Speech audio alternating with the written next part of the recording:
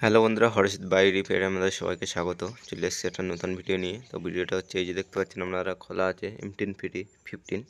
তো এই গাড়ির টোটাল বডি ওয়াশ করব। তো দেখতে পাচ্ছেন কতটা কার্বন জমে গেছে। তো আপনাদের টোটাল বডি ওয়াশ কেন করতে হয়? গাড়ি যদি পিক আপ না নেয় ঠিকঠাক, যদি বন্ধ হয়ে যায় ঘন ঘন, যদি গাড়ি কোনো স্টার্টিং প্রবলেম হয়, তবে আপনারা অবশ্যই টোটাল বডি ক্লিন করে নেবেন। ও তার জন্যই আমরা এই গাড়িটা খুললাম। খুলে দেখতে পাচ্ছেন টোটাল বডি খুলে নিয়েছি, আর এর মধ্যে কতটা কার্বন পড়েছে। তো এটা আমরা ওয়াশ করে লাগাবো, লাগিয়ে গাড়ির প্রবলেম সলভ করব। তো প্রথমে আমরা টোটাল বডি যে ওয়াশ ক্লিনার আছে, তো সেটা মেরে আমরা সুন্দরভাবে ক্লিন করে নেব। দেখতে পাচ্ছেন স্প্রে মারছি, তো ডাস্ট কীভাবে উঠে চলে যাচ্ছে। তো এইভাবে আমরা পুরোটাই সুন্দরভাবে ক্লিন করে ভালোভাবে হাওয়া মেরে মুছে তারপর লাগাবো, লাগিয়ে আমাদের প্রবলেম সলভ করব। তো যদি আপনাদের ভিডিওটা ভালো লাগে, লাইক কমেন্ট শেয়ার করবেন এবং চ্যানেলটিকে অবশ্যই সাবস্ক্রাইব করে দেবেন এরকম নিত্য নতুন ভিডিও পাওয়ার জন্য। তো